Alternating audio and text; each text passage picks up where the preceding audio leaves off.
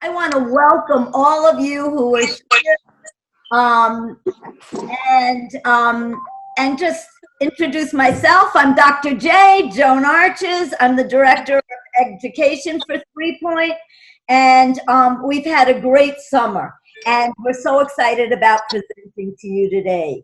As we start, we're going to start like we do with every class, going over our Zoom etiquette and promises. So I want to remind everybody to put your mutes on so that we can hear all the speakers this morning. And for 3-pointers, we want to see your beautiful faces. So all videos on. We want to see those 3-point logos. And we want to be able to appreciate you. For everybody else, we want to make sure that our presenters get to present to you, that you hear the incredible work of our scholars. So we're going to ask you not to ask any questions until the end. If you have a question, though, that you don't want to forget or that you want to make sure we hear, just put it in chat. Any comments? And put it to, let's see, should we put it to Chrissy or Mitchell? We'll put it to Chrissy because you're going to be doing the Q&A. So if you have any questions, just put it to Chrissy or just put it to everyone. As we begin, I just want to introduce to you all the amazing 3-point staff. I don't know if our founder Neil Jacobs is on yet. He will be on soon, but I'd like to introduce the rest of our staff, our Director of Athletics, Claude Pritchard, our Chief Operating Officer, Erica Rivers, our classroom coordinators, Chrissy Fernandez, Mitchell Heisler, and Michael Tetra. This summer's camp is Jennifer Lee, Anita Rice, Michael Smalley, and Cass Williams. I would like to introduce our basketball coaches, Raheem Pinkney and Craig Walker, and our talent coaches, Eric West and Eddie Brimage, and this year's external intern, Maribel Ralston-Stone. And we also this summer had an amazing group of CITs that I'd like to acknowledge. Jamil Boykin, Rudy Villar, Taylor Thompson, Kyle Braden and Ryan Levine, Justin Ramirez, Jeremy Diaz, Glenyelle Medina, Isaiah Correa, Sydney Pritchard, Wesley Sabaris, and Jay Kincaid. I also want to thank and acknowledge all our guests who are here today. You keep us going, you inspire us, and you motivate us. We're so grateful for your support. As we start today, the 3-point scholars will be presenting the work they've done this summer. And this summer, what they wanted to do is they wanted to learn how to promote social justice by understanding more how the government systems that affect their lives work. So they figured if they could understand how systems work, they could change them. So one of our goals was to promote civic engagement and learning how we could make a difference. To that end, our scholars built on what they did all year, looking at issues of violence in their communities. They knew what they thought, and they had identified issues, but they wanted to know what others thought to make sure that they had evidence of what they needed to do. So they created surveys, they disseminated them, they analyzed the data. Based on what they found, they did research about what was being done around the country. They watched videos about other examples. And we had guest speakers from various parts of the government and the community give them feedback. From there, they determined what they wanted to do to make a difference in their community and to start to begin to dialogue and work with police in our community to promote understanding and to enhance perspective taking. So what you're going to hear so that the communities could be healthier, safer, and more thriving places for young people to grow and develop. They are going to share with you this morning, we always say morning when we start 3-Point. They're going to be sharing with you this morning their results. And I will now turn it over to the first group that will present to you. And Anita Rice will take over now. Thank you, Dr. J. As Dr. J said, my name is Anita Rice. I am one of the teachers of Class 2 specifically. Thank you so much for being here today. I speak for myself and all of the teachers in my class when I say we are super proud of all of the scholars. Please allow me to introduce the first speaker from Class 2, one of our lovely CITs, Isaiah Correa.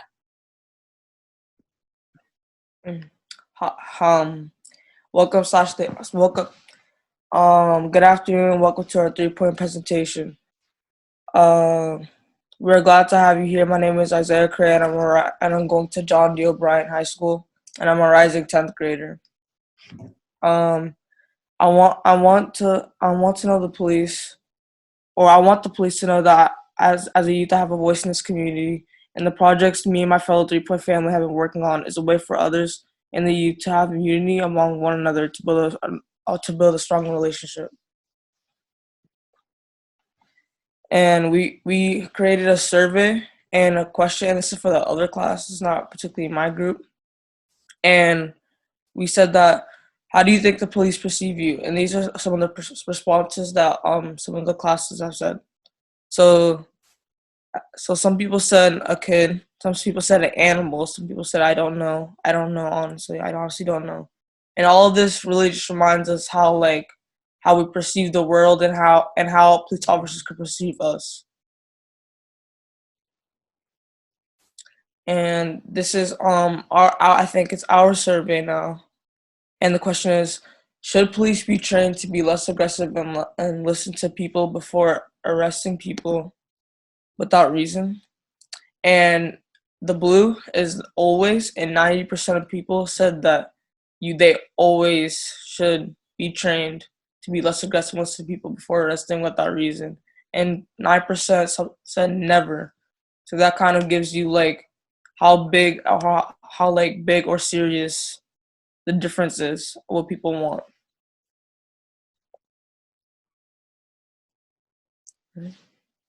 Thank you so much, Isaiah. And now please allow me to introduce our next speaker, one of our Class 2 scholars. There's actually two of them. They tag teamed this project that the class chose, so I'm gonna turn it over to Ziandra Pina and Chief Jasad Rogers. We're gonna start with Chief. Hello, my name is Chief Rogers. I am currently going to Match Middle School, and I'm going to the 8th grade. I'm 13 years old at this very moment. And me and the other 3-Point scholars came up with these questions. So, on this police survey, do you want to experience more positive interactions with the youth? Yes, maybe, no. Do you think that kids don't understand what you go through? Yes or no? And do police officers think that they have all the power with lethal weapons in hand?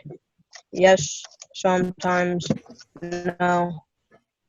Would you like to patrol a neighborhood of the city? Yes, no. Great job, Chief. I'll take over for you. And then the rest of the questions on here, I'll just read through. The students came up with the questions such as, what ages of youth would you like to experience in more positive interactions with? Do you need lethal weapons to take it down? And Ziandra, go ahead. Hi, my name is Andrew. I am 13 years old, and I go to the King K-8 school, and I'm going into 8th grade. And the question that I'm going to be reading is, what ages of youth get in trouble with them the most? Keep going, Z, if you don't mind. All right. How would you change the relationship between youth and officers? Hello, Ashley. It's coming still.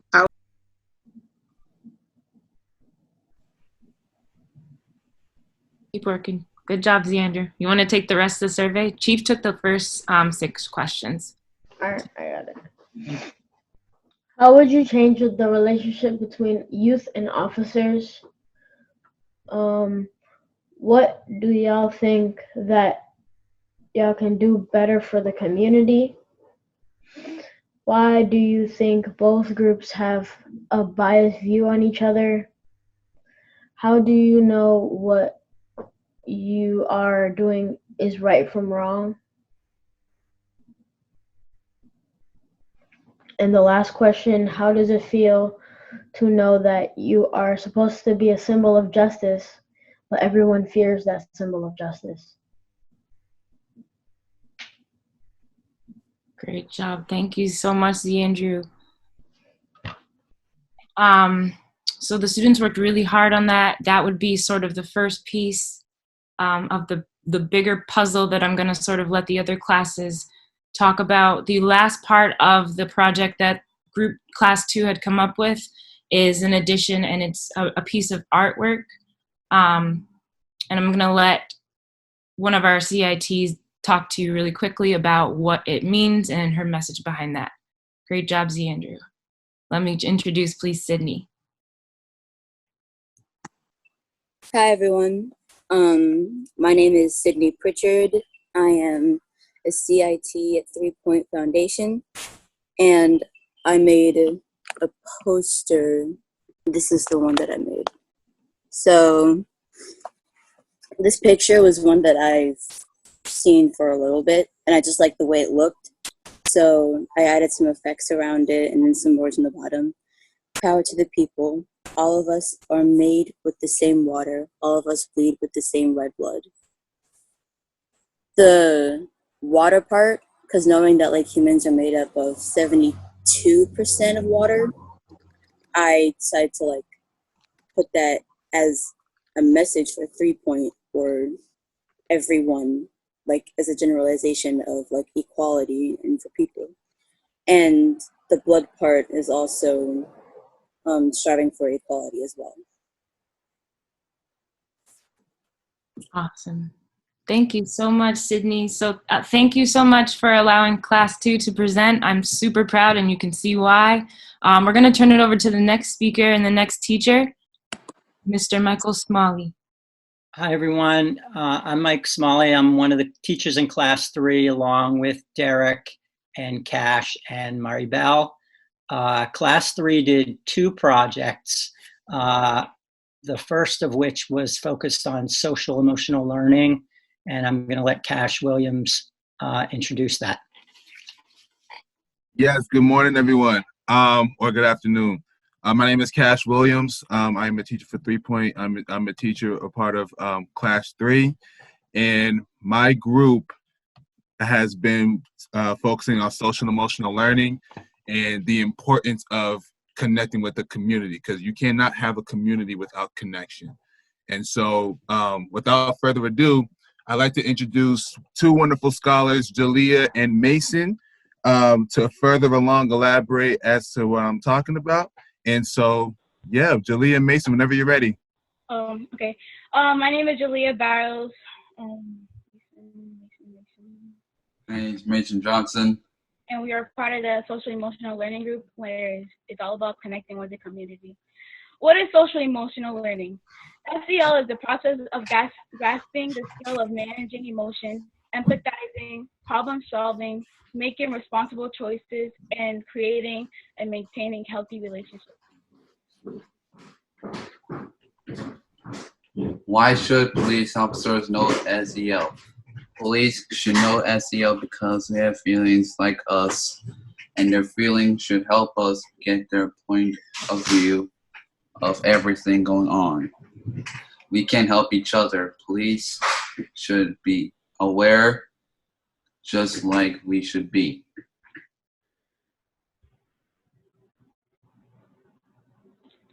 Things for officers to think about would be What would you do if you seen a racist situation right in front of you? If the youth were cops, how would you want them to treat you? Would you protect the youth like you would protect your kids?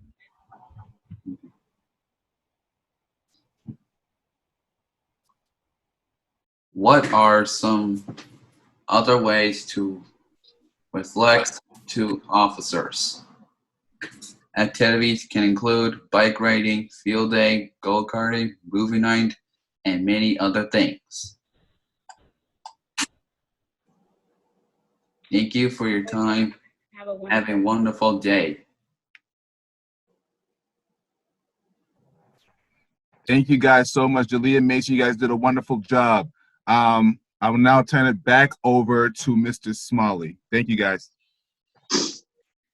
So that was our social emotional group. The other group put together an information sheet that sort of combined work on researching implicit bias and looking at the results of some of the questions to the survey. And I'm going to turn it over to Derek Quest to talk about that.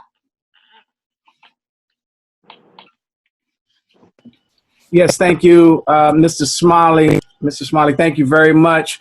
My name is Derek Quest. I'm an instructor here for basketball and dance, specifically dance this season. And I'm happy to be here. We've done some great work with the youth, talking about social justice, promoting civic engagement. And as you know, as you've heard, we've created surveys. I'm going to talk just a little bit about implicit bias, which is kind of like the overarching theme for why we're even talking about this. And it is, when you think about implicit bias, we have many swimming thoughts and feelings all day long. And if these thoughts and feelings are implicit, then we're not aware of these feelings and the things that we're thinking about. Yet they influence our behavior, and sometimes in a surprising way. Then when you look at bias, a bias is kind of an unreasoned or reflexive judgment, the kind of judgment you don't plan out or consciously create. And so we're going to move right along just to hear some personal testimonies from some of our scholars. And we're going to start with Richard. All right, yeah. Hey, everyone. Let me start by introducing myself. My name is Richard. I go to the Trotter. I am going to the 8th grade. And what you see now is basically facts about myself. It shows that I'm a nice person. I go to a really nice and peaceful school, in my opinion, at least. And I'm a fan of all races, you know. I don't, not biased or anything. So, yeah. Hi, my name is Maribel. I am going to be stepping in for two of our scholars who couldn't make it today, and I'll just read their testimonies. So Luna said that when people meet her, they assume that she has bad attitude or different beliefs because she is Dominican, but actually she wants people to know that Dominicans are outgoing, very nice, and have a good vibe. And then Kashara, another one of our scholars, said, I think white police officers should try to understand that Black kids come from different backgrounds. They should not assume all Black kids are bad. They should try to understand them. Officers should make children feel comfortable instead of using force so quickly. Okay. All right. Skills police officers need to help them interact with the community. Take it away.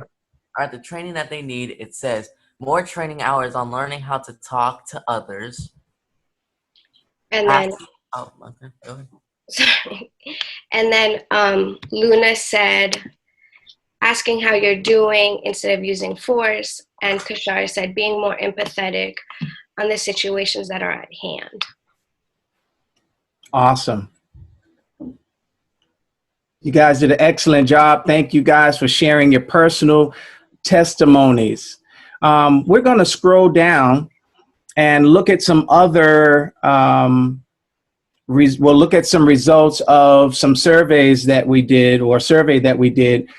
There are some, me move myself down here. There's some charts that we have here that we want to really kind of talk about, and what this response means to us. We're going to start with me. All right, so is that you, Richard? yeah. Awesome. Charts basically show, like, for example, the first one, did you ever have negative or positive interactions with the police? And the 90% shows that people had positive interactions with police, which means they basically had positive interactions. But the other 10% had negative interactions with police. And me talking personally, I had positive and negative interactions with the police, because one time a cop made a racial remark to my friend, and I got a little mad over that. And the next part says, do you think police need racial bias training? And 100% of people said yes, and I agree with that. Awesome, man. Thank you, Richard, for sharing. Your thoughts about what the results mean to you, what the responses kind of interpret to you or relate to you. Thank you for that. We now have another chart here, another extraction from the survey. And we're going to bring Wesley to talk a little bit about have sports ever kept you out of trouble? All right. Hi, my name is Wes. So this pie chart, as you see on the left, is have sports ever kept you out of trouble? So we have 90% of our 3-point scholars said yes, and meanwhile, 10% of them have said no. In my opinion, I feel like it should be 100% because we should feel that all of our 3-point scholars feel safe, or they are out of trouble, and they should not be worrying about any causes. But all right, the first point says the pie graph shows that most of our 3-point scholars stay out of trouble because of sports activities. And also, sports keeps a lot of our youth out of trouble by keeping them focused and building skills. And this also shows me that having more sports facilities in the community might help the kids stay out of trouble. Let's build them. Awesome. Thank you so much, Wes. Well done. We're going to move right along to another one of our scholars, Michael. Have you ever been racially profiled, targeted by the police because of your race? She's going to talk just a little bit about what this extraction of the survey means through this pie chart. Good afternoon or morning, either one. I'm Mikkel, and I'm a rising 8th grader, and I go to Roxbury Prep, Dorchester campus. And 20.7% said, 20.7% said yes, and 20.7% said maybe, and then I honestly can't see. 58.6 said no, which kind of shows how, like, your age doesn't really matter, or how old you are doesn't matter, because you could still be racially profiled by anyone or even the police. And it kind of shows how, like, scroll up or that not everyone has been through racial profiling, but those who have is not as little as those who haven't. So it kind of shows that we need to do a better job with our police officers, so we can, like, have something so that they can understand that where we're coming from, and so we can understand where they're coming from. Absolutely. Thank you so much, Michael. It's been a joy working with you guys, and just getting your perspective on the responses of this survey. And so I just want to thank you guys. Thank you, Wes. Thank you, Richard, and Michael, for sharing with us. Turn it over to you, Jennifer. Alrighty. Hi, everyone. So my name is Jennifer Lee, and I'm one of the teachers this summer. I work primarily with Group 1. So we kind of took the process that we were given this summer, and our scholars decided to come up with ideas for dialogues that they could have with the police to sort of address the social emotional learning and implicit bias piece that we talked a lot about this summer. All right, and I'm just going to start by introducing, or we're going to start it with one of our CITs, Jamil. So Jamil, take it away. Hello, my name is Jamil. I'm one of the counselors in training for Group 1. In our presentation, we'll be sharing ideas of how the youth and police can address implicit bias and social emotional learning together. Our team is Leilani, Boston, Azaria, myself, Rudy, Patrick, Ronnie, Jose, Kyle, Manny, Taylor, and Sandy.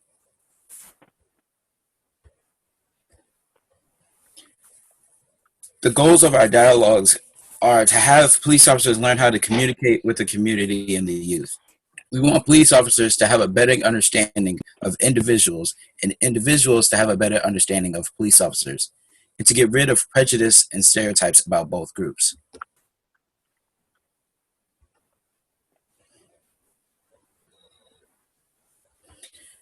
So one of the examples of how we break the barriers between police officers and the youth was to come up with a movie night. And our movie night would look like we'd have a meetup time around 3:30 or 4 after school. And then the police officer and the youth would get in a car or a van and drive to the movies. And we'd watch a movie like The Hate You Give. After the movie, we'd go to a safe location like a park or a gym or some type of place where we can all be together, and we'd have food, and we would discuss about what we seen and the emotions that came from the movie. And then after that, we would have a Q&A from the police officers asking questions to the youth, and the youth asking questions to the police officers.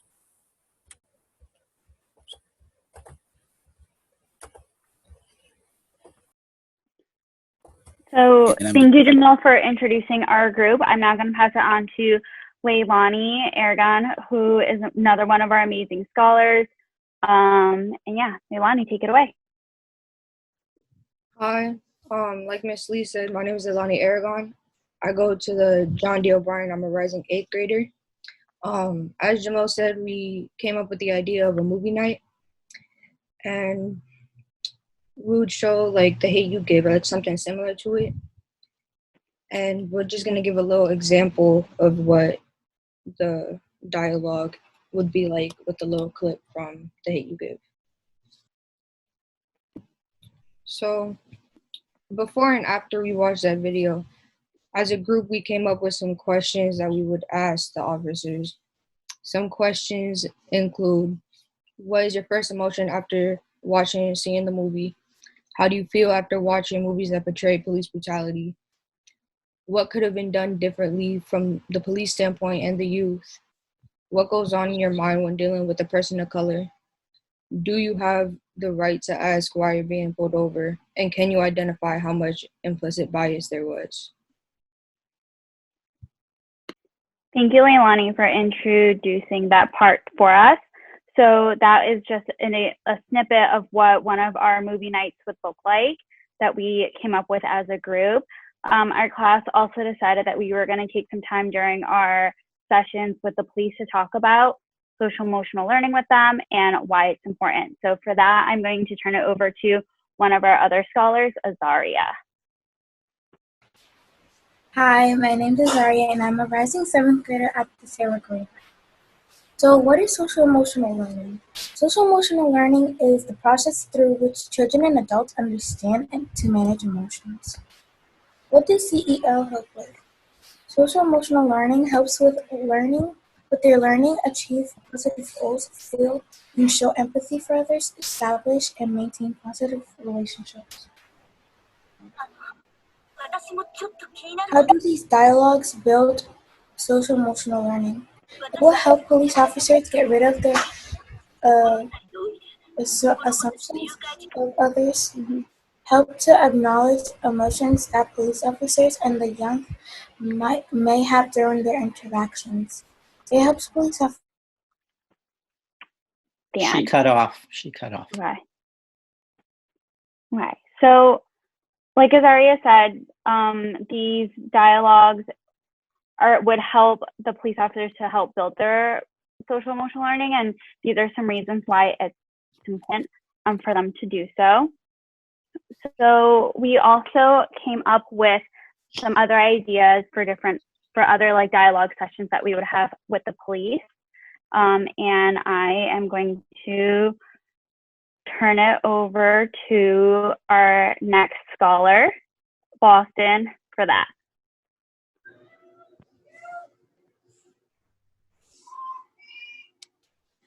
Hi, my name is Boston. I'm a rising 8th grader at the Henderson School. Some other questions we had were Q&As, podcasts. Some other ideas we had were Q&As, podcasts, job shadowing, and role play, and or theater. We came up with these ideas because this makes the officers have to get in depth and explain their job. This makes officers talk about the bad stuff officers has done.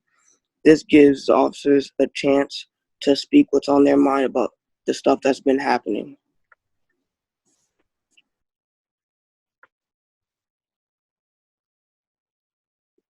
Thank you for that, Boston. So, like I mentioned earlier, our group just came up with those other ideas to just continue to have these dialogues and these important conversations with the police. And I'm going to actually turn it back over to our CIT, Jamil, to sort of wrap this all up for us.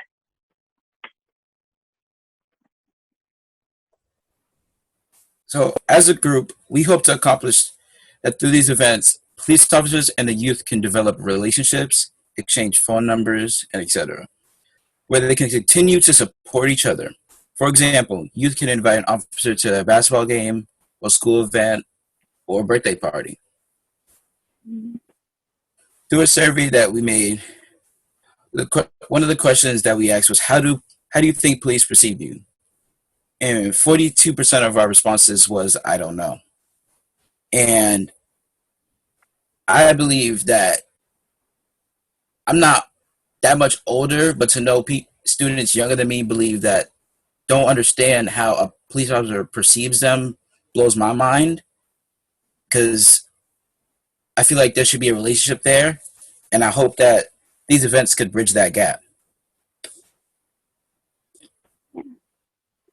So just to tie it all together, I think this is a good segue for our next piece, which I will turn it over to Joan, back to Dr. Joan Arches for. But before I do that, I just want to say that our class worked really hard to come up with these ideas.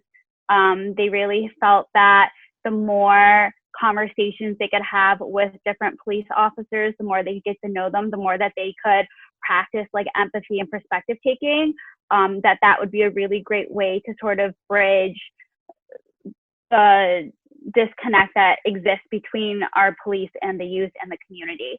So I am really proud of the work that my group did throughout the summer. And yeah, I think overall we're looking for feedback. So actually I'm going to turn it over to Miss Chrissy Fernandez. Thank you, Miss Lee. I appreciate you so much. Well, let's just give our 3-Point scholars a round of applause, all right? Because honestly, to do a presentation, and not only a presentation, but on Zoom and execute it so well, I am so proud of every scholar here. We would love to churn the tables now and open up Q&As and feedback from all our guests that are here. And I see Miss Murray's here. Officer Bordley, welcome. Let's see who else. We got Superintendent Nora Bastian here. Mr. Miles. What do you guys think of? Oh, I see. Hi, Miss Jacqueline. We have UMass professors and students. Yes, wow. What do y'all think? Give us some feedback. What are some questions? What did you think? I can go first. So I thought I agreed with you guys. It was absolutely amazing.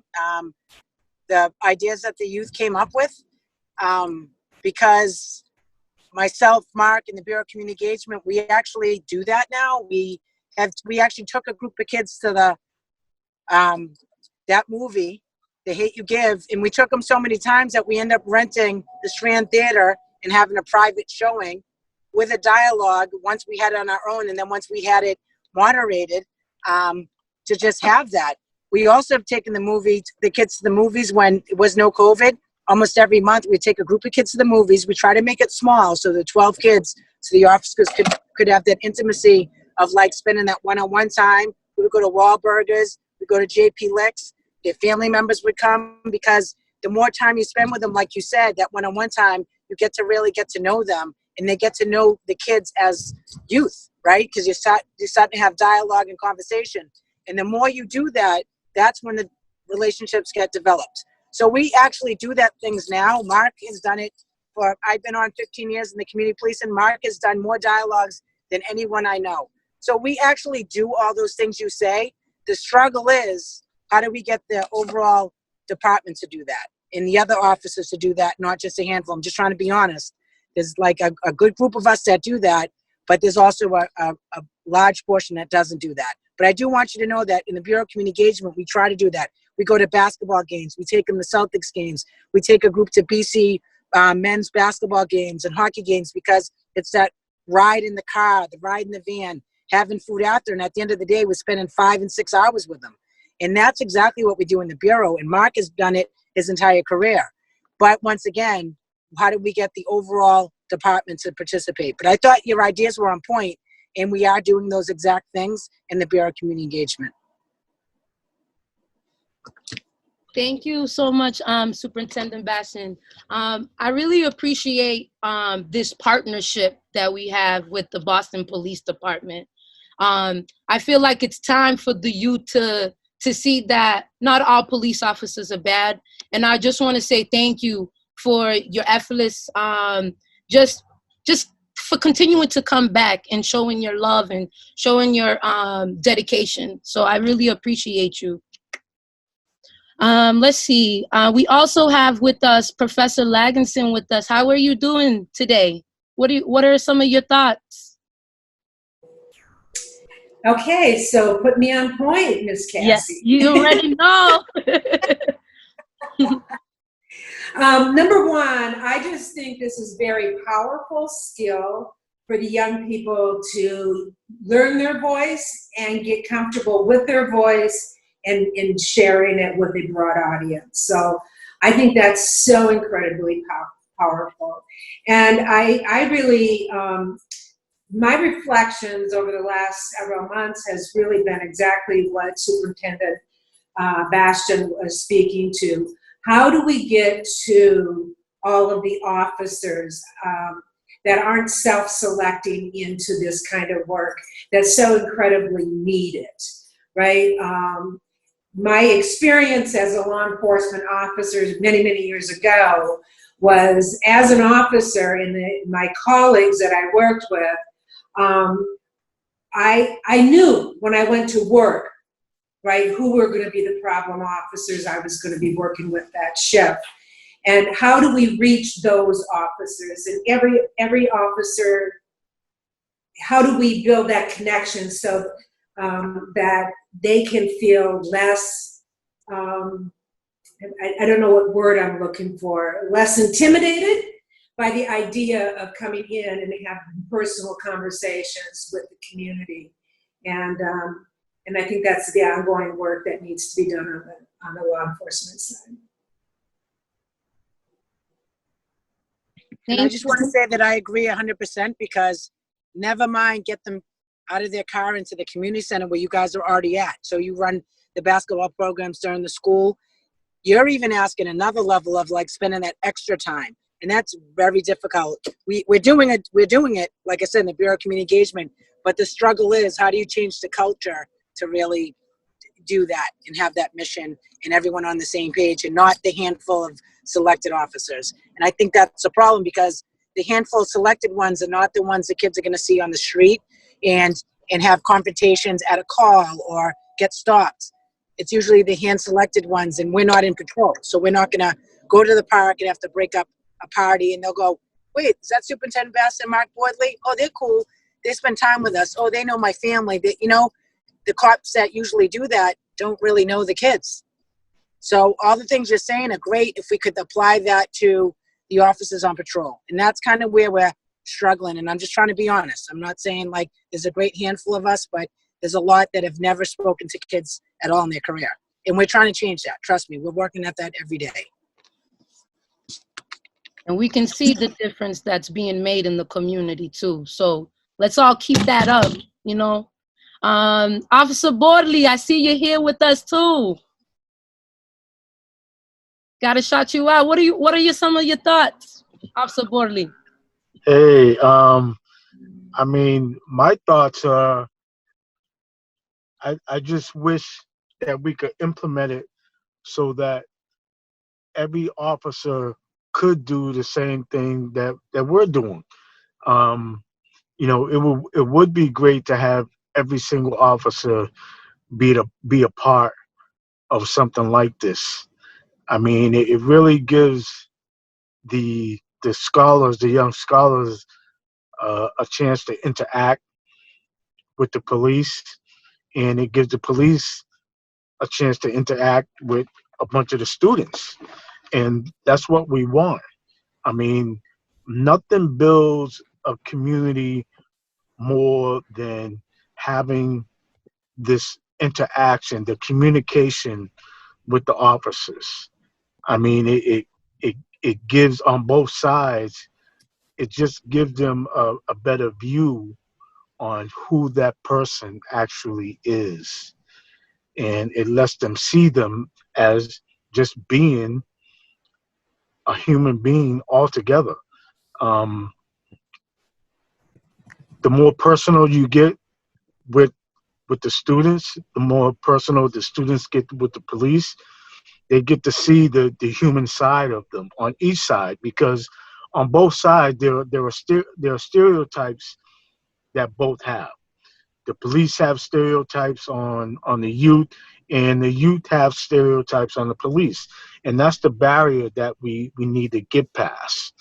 And the way that you get past that is just communication. That's why I love doing the dialogues, because you get to sit and just interact and talk with the students.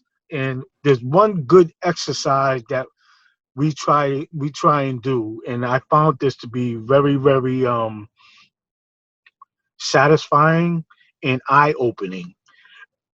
A lot of the dialogues, what we do is we do it like role playing, but we switch.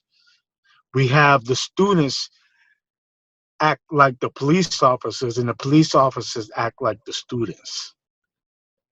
And that one little exercise is such an eye-opener, because it gives the students a chance to see what they would do if they were the police, and how would they react if they came upon a group. So little things like that tend to open things up, and that's what we need more of. We just need more communication, and that helps. So I just wish that every police officer on the force could someday be a part of something like this. They need to make it part of the standard. Miss Brenda Liz Medina, how are you doing today? Good. I see that you wrote such a beautiful question, Mama. And I would love it if you could share your question with us. Sure. I think my question actually falls within what can we as parents and community members do to make it an effective policy change where the police officers are then required to have more community involvement. As we heard from Nora, that we do have a handful of very good officers that are doing their part in putting forth the community engagement. But what can we do as parents to make sure that we can push that policy change? Mm-hmm. So it's more of like the cops. Trust me, a lot of the cops just don't get the opportunity because they are, have to go from call to call to call to call, so they don't get the change. But in some of the communities, when I used to be new in my community policing, they would have actual community like potluck block parties for the residents to meet the cops, and they would coordinate it with the district captain, and they would say, we want to meet the district cops, and kind of get the captain involved, of like inviting the captain and his men to come down and stop by and say hello. Or when you guys have community events, it could be the Rosendale Village, Christmas party. Purposely call the captain and say, I would like to meet the officers, and invite them. Like, you have to, like, I think the personal invite, other than City Hall, calling the commissioner's office, calling the other boss to say, oh, we need 5 guys. It's like they lose the intimacy of, like, you guys, community and parents really, like, reaching out, like, no, we want to know you, want to meet you. It's more sincere. So I think just get in touch with your local captain, and we do Coffee with a Cop. The reason what Coffee with a Cop was created was, it was funny because the BCE created it, and we would call the cops and we would say, we want them to meet your neighbors. So when we first started, it would just be my guys. And I'm like, the whole idea is they want to meet you, your captain, and your officers who they're going to bump into. The flashlight walks that we used to have. Flashlight truck, we walk around the community. We want the community to be involved in these things. We don't want to just walk around all the cops and then there's no community. So I think we need to be more purposeful to let the community know, and the parents, our partners, and then we need you guys to show up for us. Because everyone shows up on National Night Out, but other than that, it's sporadically, and we have some real good community partners, but a lot of people are absent. So if the parents lead the way and they kind of not drag your kid there, but you bring your kid as well, and we do a better job of bringing other cops there. So me and Mark will bring a cop that normally wouldn't go, and we all try to, like, bring a friend. I think that's where we can start, and that's what we try to do now. When I have a dialogue, I noticed there weren't white officers there until someone brought that up to me, and I said, I didn't know there weren't any white officers, because I just pick 20 cops and the guys that want to be there, and great dialogues. But now, like Mark said, the conversation, the stereotypes are about white officers. And I say to the white officers, you need to help break the stereotype. You need to be included in these dialogues and conversations. And you need to make your narrative so they see something different, not what they see on TV, which is all negative. Because a lot of kids automatically think the white cops, they're prejudiced, they don't like us, they're racist. Like, that narrative is overtaking.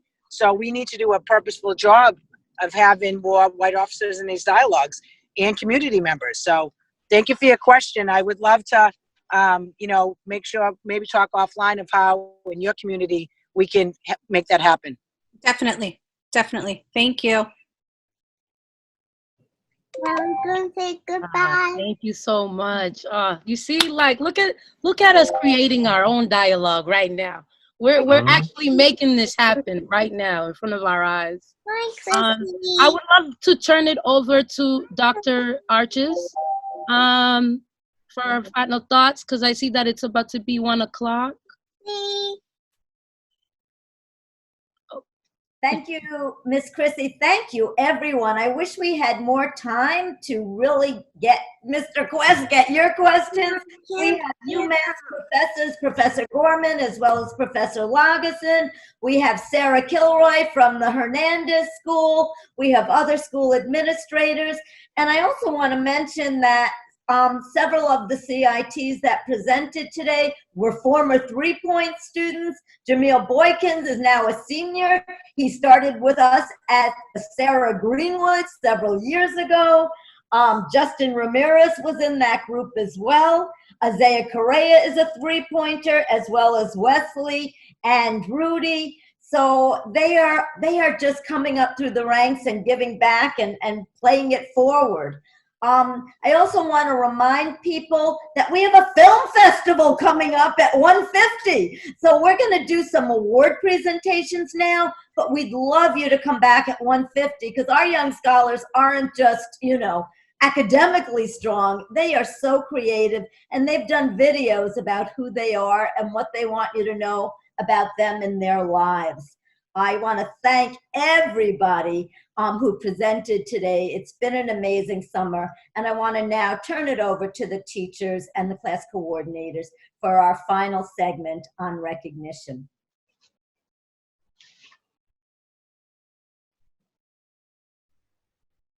Miss Lee. Is this me? Am I doing this? All right, so we have some students to recognize in Group 1. I just want to say I'm so proud of all the scholars and all of the groups for their incredible presentations. what a such a powerful group of people and families to be a part of, being able to have these conversations with all of our guests as well. So, yay. Yeah, so we have, I don't know how I'm supposed to do this, but I guess we have some recognition for a group 1 student. So we decided to give an award to one of our students that really exemplified the 3-point values throughout the summer, including following our group promises, which included participating and taking initiative and being engaged throughout and things like that. So yeah, am I just saying the name? I didn't know if there was going to be a slide with their name on it. It's Manny! Let's go, Manny! Sorry for being super awkward there. I would just like to say that as a group, we recognize that all the students did an amazing job. There were some that just went above and beyond in personifying every 3-point value, and we wanted to recognize them. But all of them have really contributed, and each group has one that stood out a little bit more than the others, and that's who you're hearing about now. Yes, thank you for that, Dr. J. I was sorry. I was a little caught off guard. We're good now, though. Okay, so you. Hi. So like Miss Lee was saying, and I'm going to be biased towards my class, of course, I think my class was great and the best. Man, the group of scholars that I have are all 7th and 8th graders, and they were so powerful. They taught me so much. I only have one student in there that I knew coming in, so I got to literally meet and get to learn about a good group of new kids, and it was cool. So I wanted to just thank them if they're on this call. Hopefully they all are. Like Dr. J said, we're recognizing students that sort of embody the 3-point values daily through all 3 classes in their day. And we are giving this to a student that was here every day, participating every day. He had a lot of valuable information to share, just above and beyond, always asking, always staying and sort of discussing with his teachers. It's cool. We love him. His name is, you guys could flip to the next slide. His name is Chief. But I thought the thing, there you go. Yeah, Chief. And the crowd goes wild.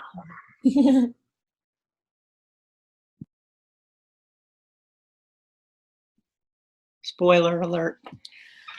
Hi, everyone. I just want to acknowledge, as I'm sure everybody knows now that we've been in this pandemic for a while, the challenges of doing this virtual meeting versus being in person. It's summertime. Usually our kids would be out and about. You know, in years past, we've had the program at Pheasant, which has a multitude of different activities, etc. So just having signed up for this program and been here as much as possible and engaged with these very important but very challenging topics that we're looking at is really a testament to you all. So just real quick, my group 3, shout out to Tyreek, Mikkel, Nerlinda, Mason, Gabriel, Richard, Kashara, Renilda, Luna, and Jalea. Just all, we appreciated your time and effort. And I just wanted to make that clear. In particular, in group 3, we wanted to recognize somebody who has been present with us pretty much each and every day. She's had a very positive attitude. She's contributed some great ideas. Her smile is ever present, and that's Jalea. Yes, Jalea! And now you can show her. Now you can show her face.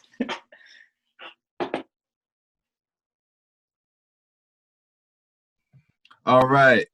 So I'm about to present the technology award, and to be honest, man, like this was kind of hard because I know all these guys are creative and they all have something to offer. And like, you know, as I'm seeing all their creations, it's like, oh man, like they're talented and they're wonderful in every single way. Like, but you know, I had to pick one. And this person has shown grit. She has shown pride. She has shown you know, many things that I didn't even know she could do with this, and she made the best of it in the situation that we were in. So without further ado, I'm about to announce our recipient, which is Azaria. Congratulations, Azaria.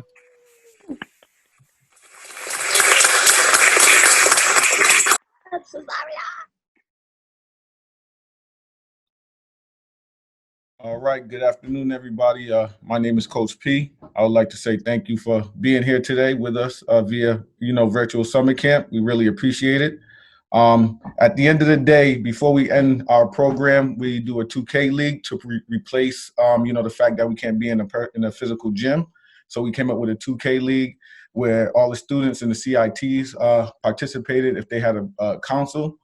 And, and I would like to, recognize one of the students who actually, I just met this summer. I really got to know really well. He was here for a majority of the league matchups. Never really complained, always was in good spirits, would talk with everybody, tell everybody good game at the end of the matchup, no matter how the game went, if it went his way or not. So without further ado, I would like to say the winner of the 2K League recognition is Sonny. Good job, Sonny. Great job, my man. Great to know you this summer, for real.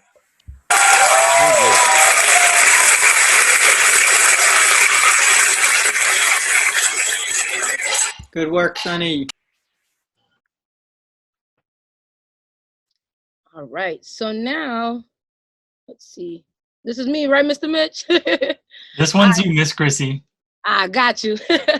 So the next award is going to be the overall growth 3-point award. And I just want to say first that growth is just not a word. It's a process and a lifestyle. And it's meant to be in all of us.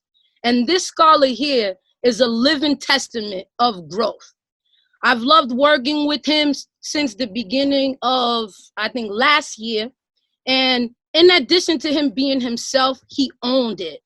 And he was able to learn new things and teach other people in the meantime. And because of his growth, like I'm telling you, like he helped everybody grow as well. And we want to give this award to Mason Johnson for being the best timekeeper, the best leader, the best team player, dependable. He's self-motivated, a team player, and honestly, he always gets us some results. And I love you, Mason. Thank you for being just the best person. Oh, Mace. Excellent. Thank you so much, Miss Chrissy. For those of you that don't know me, my name is Mitchell Heisler. I have the opportunity to serve as one of our 3-point classroom coordinators. And I have to say, I'm so blessed to be in the position that I am because I get to work with all of our 3-point scholars in all of our classes. And there's one final student that we wanted to take a moment and recognize for truly exemplifying all of our 3-point values, because we are an academic-based program, and all 3-Point it's about building the values of being a successful person. Day one, week one of camp, we said our value is family, and we define family as having unconditional support, being a team player, working and encouraging your teammates, but also really taking pride in your work and who you are, and taking pride in your family. And looking at all of our scholars, there's just one student that truly shows what 3-Point is all about and all of our values of encouraging each other, working together, having a positive attitude, and showing commitment. I do have to say, I understand coming on Zoom for multiple hours a day is a huge struggle and can be tiring sometimes. But there was only one student of our entire 3-Point program who had perfect attendance for all of class, for all of technology, and for all of athletics. So for commitment, for teamwork, and for family, I am so honored to recognize Leilani. Yes, Leilani! Queen!